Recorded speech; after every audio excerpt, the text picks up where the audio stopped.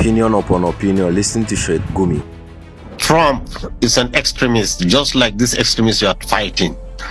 In fact, they could even be behind them just because they want our resources. In fact, so many experts, intelligence said the West is behind Al-Qaeda, the West is behind ISIS, the West is behind all this, so that, you know, they give you a problem and suggest a solution. Then they are building the biggest consulate in Nigeria. Why? In Lagos. Because they want to come and establish the authority and power here. So you people should not allow them to use the name of Christianity. There are no any Christians. This man groping women and doing all those kind of things. This is convicted felony. You are thinking he's coming to protect. Christianity is a reverend religion. In Islam, let me tell you, read the Quran. The Quran is there. وَجَعَلْنَا فِي قُلُوبِ الَّذِينَ اتَّبَعُوهُ رَحْمَةً وَرَحْمَةً. Allah has told us in the Quran, the followers of Jesus, Allah has put compassion and mercy in their hearts. They are very loving people. This is Christianity, not this kind of nonsense cowboy accusing people, threatening all the world and one thing is an antichrist, you know, because in the name of Christ, and he's saying he's a peaceful man and he's a warmonger, you know, trying to cause problem all over. So I want Nigerian Christians to know they have no better friends than these Muslims we are neighbors with. You know, we can live together in peace. The language of Trump is very contemptible and disrespecting the integrity and sovereignty of Nigeria. He called us. He called us.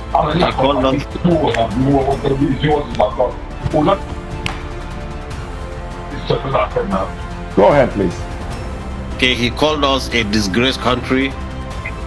He also threatened Nigeria with a military action. No, but the reason for the military action is because Nigerians, Christians, are being killed in their numbers. I don't know if you're familiar with the data between 20... So it means he's only concerned with the Christian lives. Are you not concerned? Are you not concerned about the lives of Nigerians? He's only concerned with the Christian lives, and he's not concerned with the Muslim lives.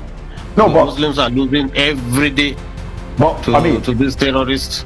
If we X-ray the statement from President Trump, he said he didn't say he's going to come and kill Muslims. He said he will come and he would wipe out the Islamic jihadists.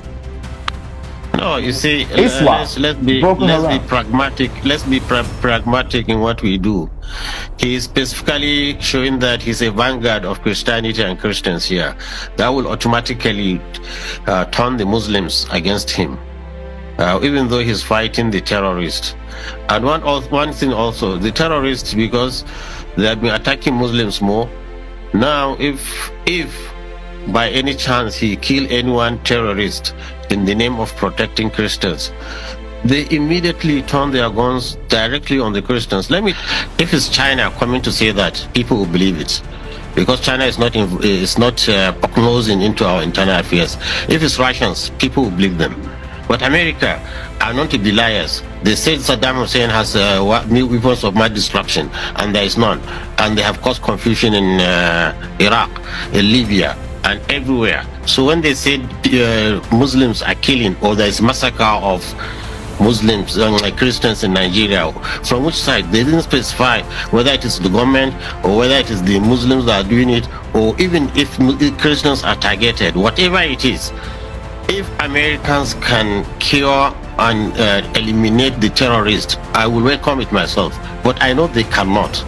Okay, when you say they cannot, let me tell you. Okay. They have fought 20 years in Afghanistan. They could not finish them. Afghanistan is in Syria now. This same thing. And this terrorist you see, it's not easy to just come and drop bombs here and there and think you finish them. They have infiltrated the society, so it's going to cause more damage.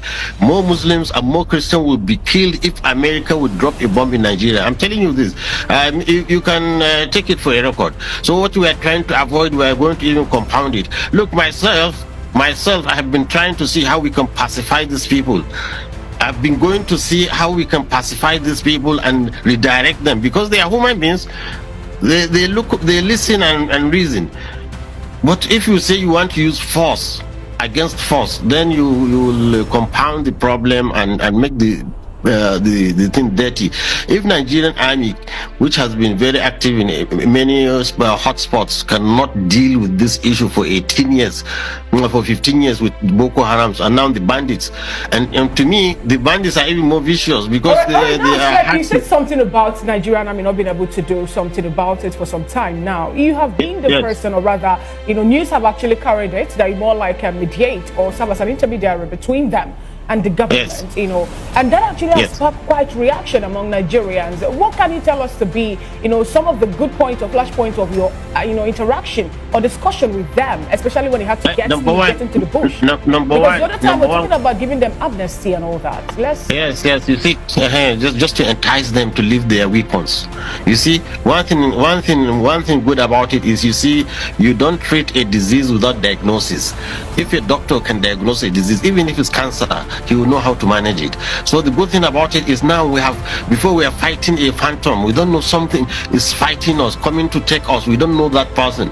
Now, by going to talk with them and sit down with them and to hear their grievances and understand their psychology, so we are able now to contain the problem. Now Kaduna is relatively safe. I can say you don't hear any more mass killings now in Kaduna, because we understand the psychology and the governor is cooperating.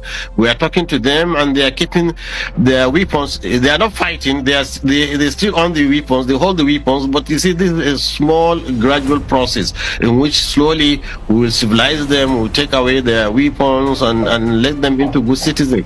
So this is it. It has to be systemic. But for America to come and start bombing in northern Nigeria, I'm telling you.